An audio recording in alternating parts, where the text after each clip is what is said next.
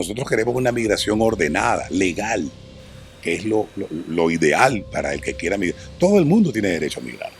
Es un derecho humano. Migrar es un derecho humano. Tú tienes derecho a irte de un país donde no te sientes bien, donde crees que no tienes vida, donde no tienes futuro, pero tienes que hacerlo de manera legal.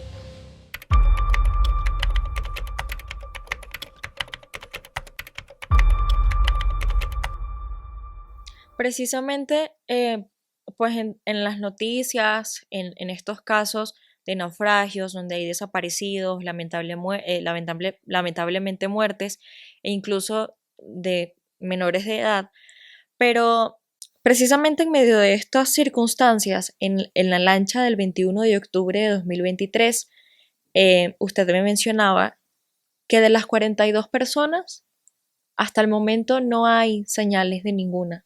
Están completamente desaparecidas, pero tampoco hay un indicio o algo que compruebe si murieron o si están vivas.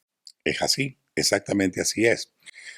Mira, la Armada de Colombia nos informó que en los últimos 2 años, 2022-2023, la Armada de Colombia logró intervenir en aproximadamente una docena de naufragios.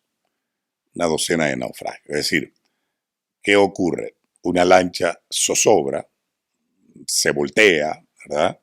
Y la gente cae al mar y obviamente pues si la lancha se hunde o no queda en condiciones para continuar la travesía, pues el migrante queda en medio del océano pidiéndole a Dios que llegue alguien a rescatarlo.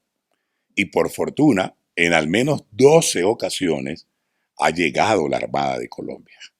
Que yo le digo a esa gente, qué afortunados son ustedes de que la Armada de Colombia llegó, los rescató y los devolvió a la vida. Ese día muchos volvieron a nacer prácticamente porque la Armada llegó, los trajo y los trajo nuevamente a tierra firme. Es decir, hay una docena de naufragios y en los naufragios, cuando comprobadamente hay un naufragio, pasan varias cosas. Primero, hay rescate de sobrevivientes, es lo primero. Segundo, puede fallecer, como en efecto falleció en este último naufragio, lamentablemente un menor de edad. Está dentro de las posibilidades. Entonces, alguien fallece, pero hay sobrevivientes. En todos los naufragios comprobados en los que ha intervenido la Armada, ha habido sobrevivientes y ha habido fallecidos y desaparecidos. Pero qué curioso, hay 3 lanchas donde no hay sobrevivientes, no hay rescatados, no hay, sí, lo único que hay son desaparecidos. Eso rompe como que con lo normal, Pero, por ¿verdad? ejemplo, incluso si hubiese desaparecidos, debe haber algo que haya dejado el rastro de que esta persona se desapareció. Es lo que nosotros alegamos. Cuando alguien insiste en decirnos que la lancha del 21 de octubre fue víctima de un naufragio, la pregunta que inmediatamente yo le hago a esa persona es, ok, y si hubo un naufragio, ¿dónde están las pruebas del naufragio? ¿Dónde están los sobrevivientes? ¿Dónde están los fallecidos? ¿Dónde está el equipaje, la maleta, el zapato, la camisa, la chaqueta? En las lanchas viajaban menores de edad, de meses. Ninguna madre va a cargar a un niño menor de edad si no carga su pañalera, su biberón, es decir, el tetero, lo necesario para alimentar al bebé. Entonces, yo le digo a quienes sostienen que es un naufragio, yo le digo, bueno, supongamos que la gente se ahogó y se fueron al fondo del mar, pero y la pañalera también se hundió, y los biberones también se hundieron, y el equipaje también o sea, todo se lo tragó el mar. No, eso es imposible. Pero Eso, además, estadísticamente es imposible, no es lo usual que eso ocurra. Lo usual es que ocurra lo que pasó el 9 de julio. Una lancha naufraga, hay sobrevivientes, hay fallecidos, hay desaparecidos. Hay los 3 casos. En la lancha del 5 de agosto de 2022 no hay nada de eso, solo desaparecidos. En la lancha de octubre de 2022 solo desaparecidos. En la lancha de diciembre de 2022 solo desaparecidos. Y en la lancha del 21 de octubre de 2023 solo desaparecidos. Entonces, cuando tú ves que rompe con el patrón de lo que normalmente ocurre, obviamente tú empiezas a pensar que aquí ocurrió otra cosa. Pero hay otros elementos, Génesis.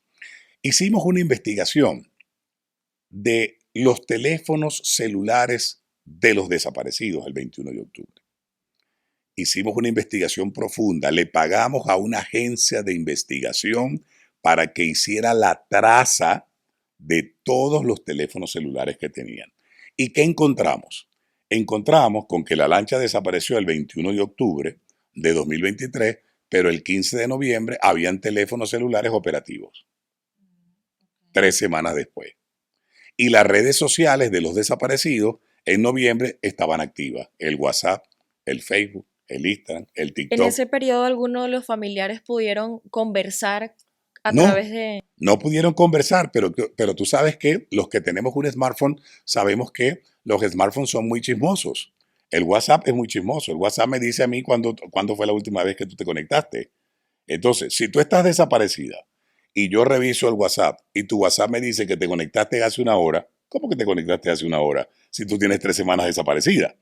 Eso es sospechoso, ¿entiendes? Y el Facebook, pero bueno, el Facebook dice que se conectó el 16 de noviembre, pero ¿cómo se conectó el 16 de noviembre si ella desapareció el 21? Eso no cuadra. Entonces, la investigación nos llevó a eso, a ver que las redes sociales seguían operativas. Las líneas móviles son muy fáciles de rastrear. ¿Por qué? Porque en la medida en que tú te mueves, el móvil se va conectando a antenas. Entonces, yo rastreando las antenas puedo saber en qué lugar estuviste tú, en qué lugar fuiste, a qué parte llegaste. Y entonces, cuando hicimos esa investigación, encontramos que muchos celulares siguieron moviéndose en la isla de San Andrés 2, 3 semanas después que la lancha se había hundido. Eso es muy sospechoso. Y te voy a decir algo que ocurrió recientemente. Esto que te voy a contar ocurrió en junio. Estamos en julio y esto ocurrió en junio hace menos de un mes. 2 personas desaparecidas tenían cuentas bancarias mancomunadas con sus esposas. Una cuenta bancaria mancomunada es que es la misma cuenta, tú y yo tenemos nuestra misma cuenta, tú tienes una tarjeta y yo tengo otra, pero todo va a la misma cuenta y todo va a un mismo correo electrónico, ¿verdad? Bueno, sorpresa, le llegó la notificación a la esposa de un desaparecido diciéndole que habían intentado hacer una compra online con la tarjeta que tenía su esposo, que desapareció en octubre de 2023. Y entonces ella dice, pero ¿cómo están haciendo compras con la tarjeta de débito de mi esposo en junio de 2024 si mi esposo desapareció en octubre de 2021? Y eso mismo pasó con el caso de otra persona que usaron su tarjeta de crédito para hacer otra compra online, ¿verdad? También en junio. Entonces, ¿cómo, cómo, cómo, ¿Cómo llegaron esos cómo, cómo, elementos? cómo llegaron esos elementos? Si hubo naufragio y todo el mundo se hundió y todo el mundo falleció, ¿cómo es que las tarjetas de débito y las tarjetas de crédito de 2 personas siguen por ahí por la calle y las están Pero utilizando para además hacer ese no es compras? el único indicio. La mochila con los pasaportes. La mochila con los pasaportes. Apareció en Playa Limón, en Costa Rica, una mochila con 8 pasaportes del grupo de personas que desapareció el 21 de octubre de 2023. La pregunta de las 60 del millón de pesos. Apareció el morral y nos preguntamos, para un migrante, su pasaporte es sagrado. Ese es tu único documento de identidad. Es lo único que te va a permitir recorrer Centroamérica, recorrer México, incluso entrar a Estados Unidos si lo vemos desde allí. ¿Y cómo es que tu pasaporte aparece en una bolsa con otra cédula y con otros documentos? ¿Y por qué aparecieron solo 8 si eran 40 los migrantes que iban en la lancha? ¿Cuál es nuestra conclusión? Nuestra conclusión es que forma parte del modus operandi de la banda transnacional que se dedica al tráfico de migrantes, a la trata de personas, a la desaparición forzada de personas y al tráfico humano. Si yo quiero vender la versión y la hipótesis de que la lancha naufragó, ¿qué hago yo? Le quito 4, 5, 6, 7, 8 pasaportes, los meto en una bolsa, los pongo en una mochila y los Claro. lanzo al mar. ¿Y en qué circunstancias ¿Ok? precisamente apareció esa mochila? Un pescador costarricense, un humilde pescador que salía todas las madrugadas a pescar, pues salió un buen día a hacer su tarea y vio que había algo flotando. Él se acerca y cuando lo ve, ve que es una cosa allí como una mochila y dentro de la mochila hay una bolsa plástica y revisa y hay unos objetos y hay una bolsa con unos documentos de identidad. Él dice, bueno, pero ¿qué es esto? El pescador llega a la orilla, va inmediatamente al puesto policial, al primer puesto policial que se consigue ahí en Costa Rica, en Playa Limón, y dice, mira, yo estaba pescando y me encontré esto. Esto no es mío, ni es de nadie por aquí. Por favor, yo se los entrego a ustedes para que ustedes vean qué van a hacer con esto. La policía de Costa Rica recoge los documentos y cuando se da cuenta y empiezan a googlear la información y los nombres de los que aparecen en los pasaportes, se dan cuenta de que forman parte de la lista de personas que habían sido denunciadas como desaparecidas en la lancha del 21 de octubre de 2023. Antes de eso, en 2022 ocurrió igual. En una lancha, en una playa de Nicaragua, apareció también una bolsa, una mochila, con un número de pasaportes también de la lancha que salió el 17 de diciembre de 2022 de San Andrés a la isla del Maíz en Nicaragua. Entonces, pasó en diciembre de 2022, pasó en octubre de 2023. ¿Qué te indica? Que es el modus operandi. Lo hace la misma gente que retiene, que secuestra a los migrantes, sabrá Dios con qué propósito, lanzan algo al mar porque creen que al lanzar eso al mar van a darle argumentos a los que dicen que la lancha se hundió y que la lancha naufragó. Usted menciona algo importante y es, bueno, ¿con qué propósito hacen ellos estos mecanismos de raptar a los migrantes? ¿Los familiares de estas personas desaparecidas han recibido alguna amenaza, alguna extorsión? Extorsiones han habido.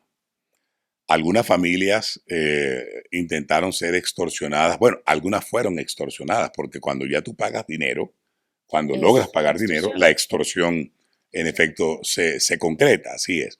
Hubo familias que pagaron dinero porque los llamaban de Nicaragua, por ejemplo, de números nicaragüenses que nosotros tenemos y que pusimos en manos de de la autoridad. Esos números de Nicaragua están en manos de la Fiscalía, en manos de la policía y en manos de todos los organismos de seguridad de Colombia, ¿verdad? Y les dijimos, desde estos números de teléfono estaban extorsionando a la familia, les estaban pidiendo dinero con el argumento de que los tenían secuestrados y de que si no pagaban dinero no los iban a liberar. Algunas familias cometieron el error de pagar dinero y al final, pues obviamente los desaparecidos no aparecieron. Era obvio que se trataba de una extorsión. De números de Colombia también. De números de Colombia se produjo extorsión hacia un grupo de familias que lamentablemente también cayeron en el error de pagar dinero, pero luego comprobaron que se trataba de una extorsión. Eso pareciera ser como que muy común en este tipo de situaciones. Ahora bien, respondiendo a tu otra pregunta, ¿con qué objetivo, con qué propósito? A ver, depende de la organización que esté metida en esto. Está comprobado que hay organizaciones dedicadas al tráfico humano, que retienen personas, secuestran personas y luego venden a esas personas como esclavos. Sí, como esclavos. Estamos en el siglo XXI, pero todavía se ve eso, esclavitud, ¿verdad? Entonces, esas organizaciones, pues, secuestran, retienen al grupo de personas y la venden, ¿verdad?, a mafias que pudieran estar aquí mismo en Centroamérica o aquí mismo en Sudamérica o pudieran estar, qué sé yo, en Asia o en África o en la China. Es muy difícil saberlo, a dónde pueden llevar estas personas. Hay organizaciones que reclutan mano de obra, es decir, organizaciones dedicadas al crimen, al delito, ¿verdad? Al cultivo de coca o de amapola, ¿verdad? Que necesitan mano de obra. Entonces, pues, consiguen mano de obra gratuita a la que no le van a pagar nada, simplemente la secuestran, la retienen y se la llevan y la ponen a trabajar, sabrá Dios dónde, ¿verdad? Tráfico humano, menores de edad que son desafortunadamente vendidos al mejor postor. Es decir, aquí hay tanta criminalidad y hay tanta gente mala metida en estas cosas que yo pudiera hacerte una lista y quizás no acabaría haciéndote la lista de todos los delitos, los crímenes y las cosas a las que se dedique esa gente que trabaja, si es que eso es un trabajo, con el tráfico de migrantes. Obviamente, no tenemos nada para probarlo. No tenemos nada para probarlo. Es una teoría, es una hipótesis que nosotros tenemos frente al hecho cierto de que no tenemos nada para comprobar que hubo un naufragio, como lo han pretendido hacer. Nicaragua. Nicaragua, desafortunadamente, es un estado fallido. Es un país sin ley, donde, bueno, todos sabemos lo que pasa en Nicaragua. Yo no voy a ponerme aquí a contar qué es lo que pasa en Nicaragua, porque creo que todos sabemos perfectamente qué ocurre allí. Entonces, desafortunadamente, Génesis, los migrantes que toman la ruta marítima San Andrés, se les olvida que los van a llevar a Nicaragua. Allí los están llevando. Los están llevando a un país sin ley, a un estado fallido, donde operan mafias, organizaciones delincuenciales, criminales, etcétera, etcétera, etcétera. No hay garantías de No nada hay de seguridad. garantía de nada. No hay ninguna garantía de que usted pueda entrar a Nicaragua y salir con vida de Nicaragua. Bueno, que hay gente que lo logró. Enhorabuena, que hubo gente que lo logró. Pero eso no significa que usted también lo va a lograr. Porque hay gente que dice, no, pero es que yo tengo un primo y mi primo lo logró. Y como mi primo lo logró, yo creo que yo también lo voy a lograr. No, no es así. Claro, porque o sea, el peligro sigue existiendo. Obvio. Digamos que quien lo logre, lamentablemente, es como ganarse la lotería. En la práctica es la lotería. Se ganó el premio gordo. Es decir, atravesar Nicaragua. Primero llega, yo tengo el testimonio de una amiga venezolana que hizo la ruta y logró llegar de San Andrés a Core Island, la isla del maíz en Nicaragua. Llegaron de noche a Core Island y los llevaron a una casa en mitad de la selva. Y estando en mitad de la selva en Core Island de noche, llegaron y los robaron, los violaron y estuvieron a punto de asesinar. Quedaron con vida, pero quedaron traumatizados para Claro, siempre. muertos en Porque vida, porque con todo lo que les toque vivir, robados, a las mujeres las violaron, a los hombres pues les hicieron cosas probablemente peores. Y sí, todos quedaron vivos, pero ¿a cuenta de qué? ¿A y cuenta de qué? qué tanta injerencia, pues hablando de los grupos criminales, qué tanta injerencia tiene Venezuela en estas mafias, porque para nadie es un secreto todo lo que ha logrado, por ejemplo, el Tren de Aragua. Bueno, la investigación nos ha permitido determinar la presencia del Tren de Aragua en San Andrés. El Tren de Aragua es una banda criminal que llega a donde quiera que hay dinero. Dinero mal habido, por supuesto. O sea, esta es una banda que tiene una extraordinaria capacidad y habilidad para olfatear lo que uno pudiera llamar nuevos mercados, si me permiten el término, ¿verdad? Nuevos mercados. O alguien dijo nuevas unidades de producción, ¿ah? En términos de marketing, ¿verdad? Entonces, visto que San Andrés es una isla donde está llegando cantidad enorme de migrantes, ya no solamente venezolanos, sino de diferentes nacionalidades, y que esos migrantes están dispuestos a pagar 1.000, 1.500, 2.000, 3.000, 4.000 o 5.000 dólares para que tú los lleves a Centroamérica y de ahí a México y de ahí a la frontera de México con Estados Unidos, pues el Tren de Aragua, ¿qué hizo? Vio que había otro negocio y envió su gente allí a la isla de San Andrés para intentar apoderarse de ese nuevo mercado, de esa nueva ruta que se ha abierto allí. Entonces, las autoridades, si las autoridades no actúan y actúan con tiempo, desafortunadamente se corre el riesgo de que la isla de San Andrés termine convertida en un refugio de delincuentes, en un refugio de traficantes, en un refugio de gente dispuesta a hacer lo que sea para ganarse el dinero. Y yo estoy seguro que los habitantes de San Andrés, que de paso es una isla hermosa, no, no desean que su isla se convierta en eso. No desean que su isla se convierta en eso. Entonces, Tren de hay 3 organizaciones autóctonas de San Andrés que delinquen con el tema del tráfico de migrantes, que son de allí, autóctonas, propias de San Andrés. Logramos identificar al menos a 3 organizaciones. Y hay una organización criminal delincuencial que se hace llamar Los Misquitos, que es una organización criminal delincuencial nicaragüense que también está funcionando en esa ruta. Entonces, cuando usted llega a San Andrés, puede caer en manos de cualquiera de esas 5 organizaciones criminales.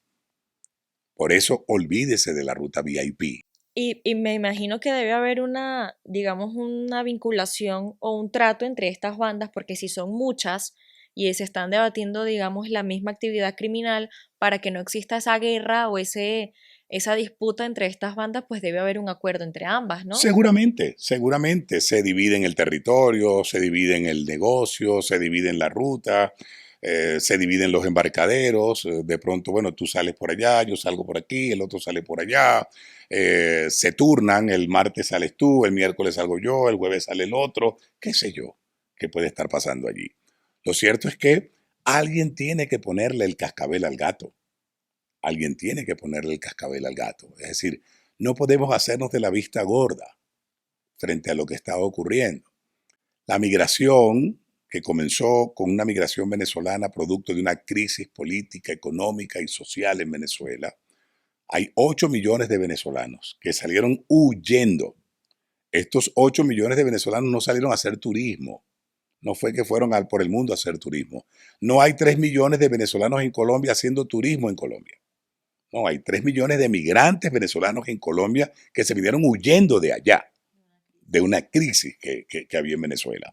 Y hay 2 millones de venezolanos en Perú, y hay casi 1 millón de venezolanos en Ecuador, y no sé cuántos millones de venezolanos más regados por el mundo, que vinieron huyendo por lo que está pasando allá, por lo difícil que se tornó vivir en Venezuela. Pues bien, las organizaciones criminales se dieron cuenta de que esos 8 millones de migrantes eran algo así como 8 millones de clientes que ellos tenían para hacer dinero y están a la casa de esos 8 millones de migrantes. Pero ya no solamente son los 8 millones de venezolanos, ahora hay una migración colombiana también.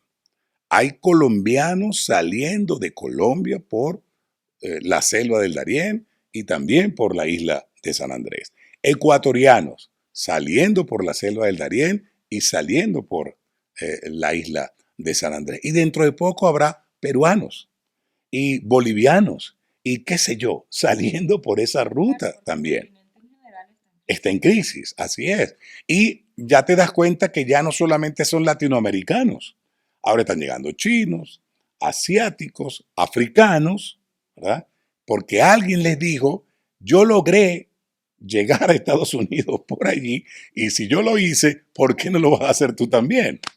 ¿Ok? Entonces, insisto, ¿quién le va a poner el cascabel al gato? Señor Gustavo, ya para finalizar, no me gustaría despedir la entrevista sin antes hablar un poco del trabajo que usted hace con esta organización para ayudar a los familiares, a los amigos y a las personas afectadas por estos casos de desapariciones y naufragios, pues donde terminan perdiendo a sus familiares. Sí, nosotros creamos, en virtud de la magnitud del problema, cuando nos dimos cuenta que el problema era mucho más grande de lo que habíamos imaginado, cuando nos dimos cuenta de que esto no era solo una pequeña lancha allá que se había desaparecido, sino que eran otras lanchas, era mucha más gente, y nos dimos cuenta de que esto seguía, de que esto continuaba, eh, decidimos crear una organización sin fines de lucro, una organización no gubernamental, junto con familiares de los desaparecidos. Creamos una ONG, que es la ONG Comité Internacional de Familiares y Amigos de Migrantes Desaparecidos. Esta ONG tiene su registro en la Cámara de Comercio de Cúcuta, norte de Santander de Colombia. Para los efectos es una ONG colombiana, registrada en Colombia, perfectamente legal, con una estructura muy pequeña, porque al ser una organización sin fines de lucro, pues el recurso que manejas es un recurso que tú mismo tienes que generar, en todo caso. Y con esa organización no gubernamental hemos estado tocando todas las puertas en Colombia y hemos logrado abrir muchas puertas. Abrimos, por ejemplo, puertas en la Procuraduría General de la Nación. Nosotros siempre vamos a estar agradecidos, por ejemplo, con la doctora Margarita Cabello y con el doctor Javier Sarmiento de la Procuraduría General y con todo su equipo de trabajo que nos han ayudado muchísimo. Logramos abrir algunas puertas en la fiscalía. Hay algunos fiscales como el fiscal Oscar Niño Pinzón y la fiscal auxiliar Andrea Niño que siempre han tenido una colaboración con nosotros que de verdad es de otro nivel. Hemos tocado otras puertas, algunas no se han abierto. En el Congreso de Colombia tocamos la puerta, no logramos motivar al Congreso de Colombia para que hubiera una investigación. Tenemos tiempo solicitando una audiencia con el presidente de Colombia, Gustavo Petro, porque creemos que este tema tiene que ser abordado al más alto nivel.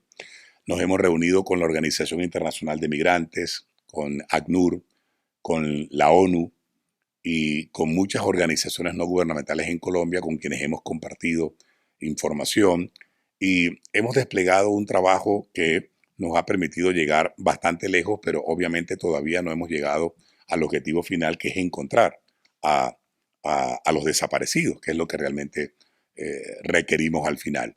Logramos incluso impulsar una investigación en Estados Unidos. En este momento hay abierta una investigación por parte de fiscales de Homeland Security Investigation, que es una agencia nacional del gobierno de Estados Unidos, porque el gobierno de Estados Unidos entendió que estamos frente a un delito transnacional y porque logramos demostrar que los coyotes están utilizando cuentas bancarias en Estados Unidos para recepcionar el dinero que le cobran a los migrantes para llevarlos de San Andrés hacia Nicaragua, así como utilizan también el sistema financiero de Colombia.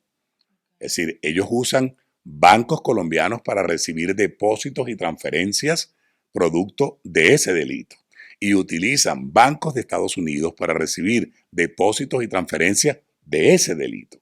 Por tanto, estamos en presencia de un delito que traspasa las fronteras de Colombia y está llegando mucho más allá al punto de llegar a Estados Unidos. Por fortuna, la respuesta que hemos recibido por parte de Homeland Security ha sido positiva.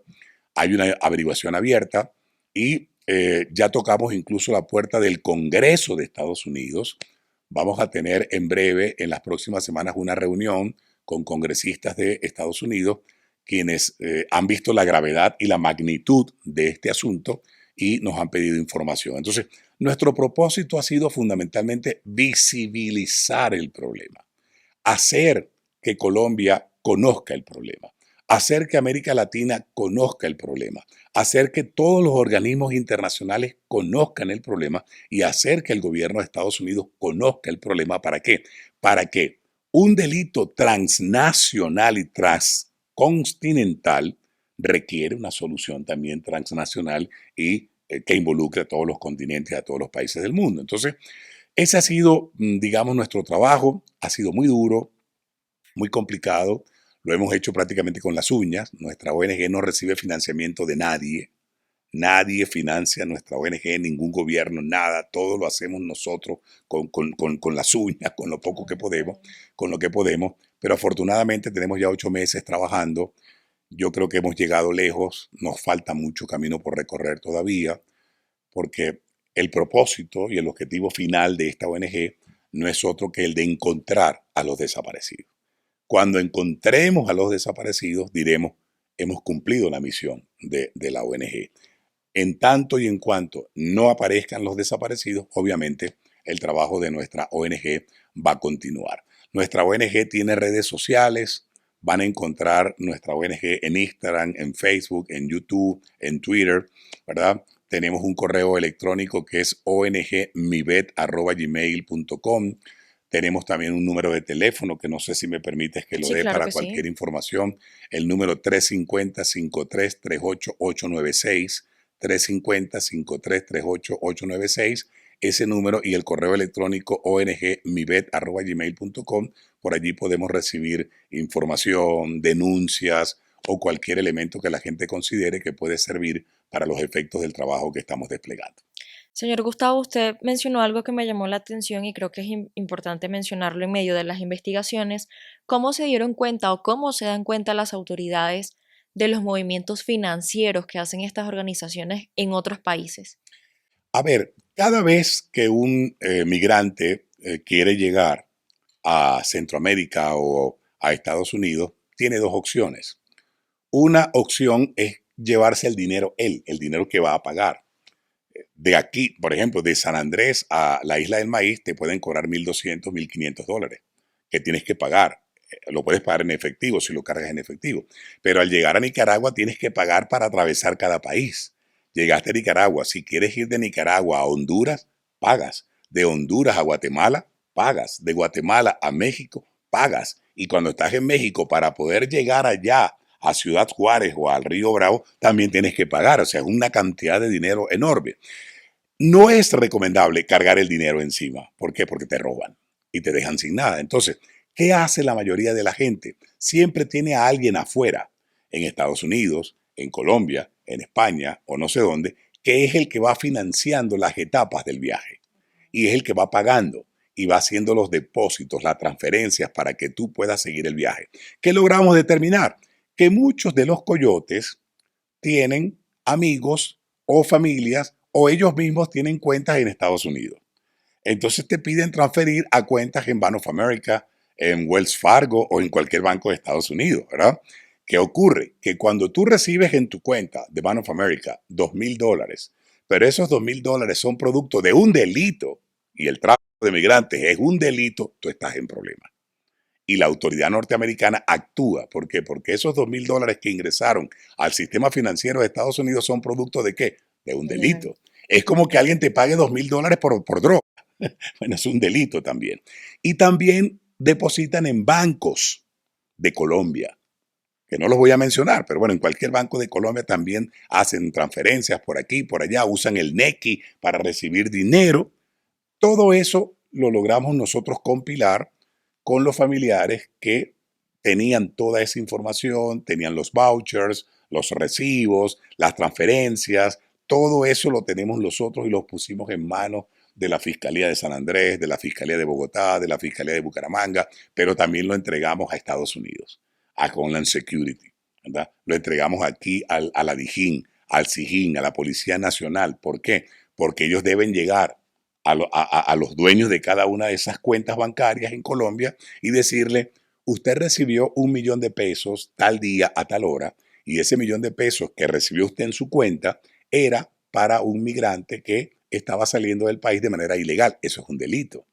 Usted tiene que responderle a la autoridad colombiana porque usted recibió en su cuenta dinero producto de un delito. El tráfico de migrantes es un delito. La trata de personas es un delito. ¿Entiendes? Entonces, si con eso, ¿verdad? La autoridad quisiera apretar tuercas y tomar decisiones, se podría hacer.